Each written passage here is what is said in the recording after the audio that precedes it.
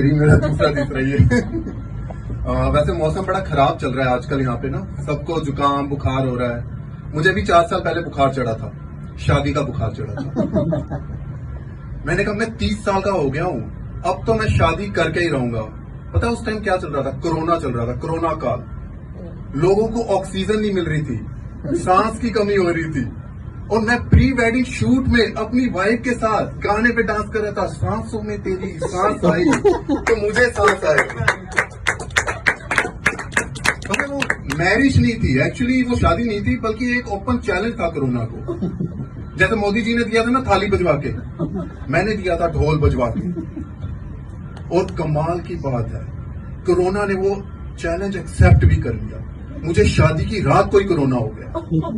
मैं घर के एक कॉर्नर पे बैठा सोच रहा हूँ कौन कमीना मुझे टप्पा कर गया है? मेरे जीजा और फूफा मुंह फुला के कॉर्नर वाली सीट पे बैठे। हाँ, साला मुझे बार बार आके चिपक रहा था। मैंने अपनी वाइफ से पूछा, तभी मेरी वाइफ पास में, मैंने कहा देखो मुझे हो गया है कोरोना, अब तुम मेरे पास मत सोना, तुम शिफ्ट कर जाओ दूसरे मम्मी के रूम में। वो कहती फिक्र मत करो, मुझे कोरोना नहीं हो सकता। मैंने कहा ऐसा क्यों? कहती मुझे 1 हफ्ते पहले ही कोरोना हो चुका है। मैंने कहा वो तुम थी? वो सांप की जो पुकार मुझे वो तुम थी? कहती देखो मैंने तुम्हें बताया था। मैंने कहा कब बताया था?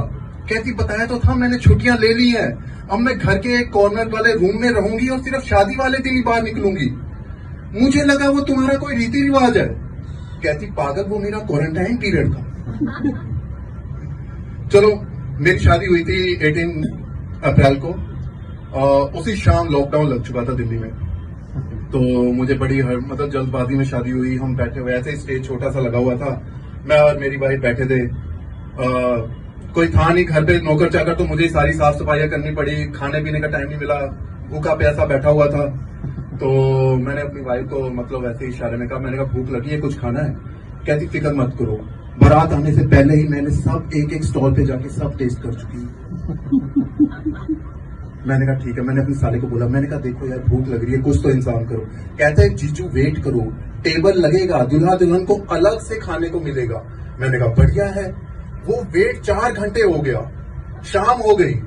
शाम को कहते हैं टेबल लग चुका है। हम जैसे ही उठे जाने के लिए पीछे से अनाउंसमेंट होती है, देखिए अभी लॉकडाउन लगने वाला है, सारे अपने कार्य समाप्त करो और डोली विदा करो। मैं भूखा प्यासा कार में बैठा वापस जा रहा हूँ अपनी शादी में। वो बंदा जो मतलब ऐसी शादियों में भी जाके खा के आया जहां पे उसको इनवाइट नहीं किया, अपनी शादी में भूखा जा रहा हूँ। फिर मेरी नजर मेरी मम्मी पे, मतलब मैं थी, मेरी वाइफ थी और फिर मम्मी थी। तो मुझे याद आ गया यार कि मम्मी की एक आदत थी, जैसे हर मिडिल जो अपने होता है ना मिडिल क्लास फैमिली में मम्मियों की, कि किसी शादी में कहीं सोहन हलवा पसंद आ गया तो उसको पन्नी में भर लाई। मैंने मम्मी को कहा, मम्मी की आदत तो है यार, मम्मी से पूछता हूँ शायद कुछ किया हो। मैंने कहा मम्मी भूख लगी है, कुछ है? मतलब इशारे में पूछा। मम्मी कहती तेरी सेराबंदी के चक्कर में मैं पन्नी लाना भूल गई। चलो ऐसे ही टाइम बीता, मतलब कोरोना काल गया, लॉकडाउन खत्म हुआ। फिर मैं और मेरी वाइफ ने प्लान किया कि चलो यार, ये कौन याद करता है गलत टाइम, अभी तो फ्लाइट भी नहीं चढ़े। मम्मी का ही फोन है, उनको पता चल गया लग रहा है कि मैंने पन्नी वाली बात बता दी।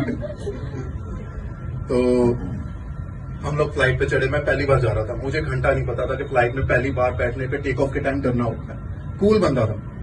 हम बैठे हुए और थैंक्स टू वो हेयर होस्टेस जिन्होंने ना दहशत के बोझ वो बोती है। एक्चुअली कोई भी नहीं डरता, वो बोती है, कहती है कि आपातकालीन की स्थिति आ सकती है और आपातकालीन की स्थिति में प्लेन को पानी पर भी उतारा जा सकता है।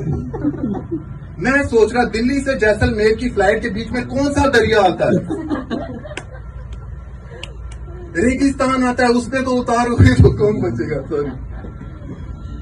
चलो हम उड़ गए, ऐसे आंखें बंद की और फ्लाइट टेक ऑफ कर गई। अब 30,000 फीट के ऊपर ऊंचाई पे हम उड़ रहे हैं। अचानक से प्लेन ने झटका मारा, मैं 2 फीट ऊपर हवा में उछल गया। मतलब मेरी इतनी फट गई, लिटरली फट गई कि मैं तो सीट पे वापस आ गया, मेरी आत्मा अभी भी हवा में तैर रही थी। तभी अनाउंसमेंट हुई कि मौसम की तकनीकी खराबी के मतलब मौसम की खराबी के कारण आप अपनी सीट बेल्ट बांधे रखे। मैंने कहा सीट बेल्ट से यार शरीर तो बांध लोगे, आत्मा का क्या जो अभी भी तैर रही है हवा में,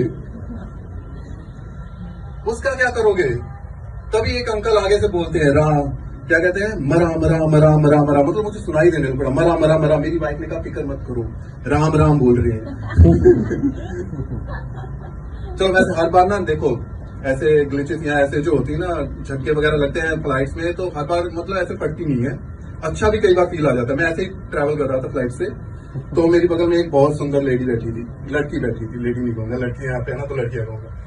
तो अचानक से ऐसे ही फ्लाइट ने झटका दिया, तो उसने झट से मेरा हाथ पकड़ लिया।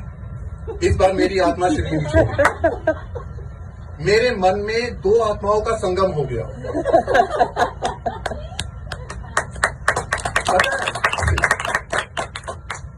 ऐसे यार बार बार तालियां बजाओ कि मैं भूल ना जाऊं, रट्टा मार के आया। तो फिर से झटका आया, मैंने सोचा उसका हाथ पकड़ूंगा, इस बार मैं पकड़ूंगा। मैं जैसे पकड़ने के लिए पड़ा, तभी आगे से फिर मरा मरा मरा कोई बोलने लग पड़ा। चलो ठीक है, फ्लाइट के एक्सपीरियंस होते रहते हैं, पर फ्लाइट में एक खास बात बताऊं तो आपने कभी सुबह 7 बजे की फ्लाइट पकड़ी है किसी ने, 7 साढ़े 7 के राउंड, बड़ा अजीब सा माहौल होता है उस टाइम। जब मतलब ज्यादातर आपको ना, आप जब बैठेंगे, जब फ्लाइट के अंदर घुसेंगे तो आपको लोग बैठे हुए नजर नहीं आएंगे, मतलब पैसेंजर सीट पे बैठे हुए नजर नहीं आएंगे, उससे ज्यादा टॉयलेट की सीट पे बैठे हुए नजर आएंगे। मतलब माहौल ऐसा होता है कि क्यों लगी होती है इतनी लंबी। आप फ्लाइट में जा रहे हो और बगल में आपकी लाइन लगी हुई है, और उसमें भी दो तरीके के, मतलब दो खतरनाक लोग होते हैं ऐसे, एक तो जिसका पेट खराब हुआ हो, और दूसरा वो जिसको कब्ज लगी हो। मतलब जिसका पेट खराब होता है ना, वो तो टॉयलेट के अंदर का ऐसा माहौल बनाता है कि बाकी जो सेकंड पर्सन, नेक्स्ट पर्सन जाता है। चलो मेरा टाइम ओवर हो गया, चलो थैंक यू वेरी मच।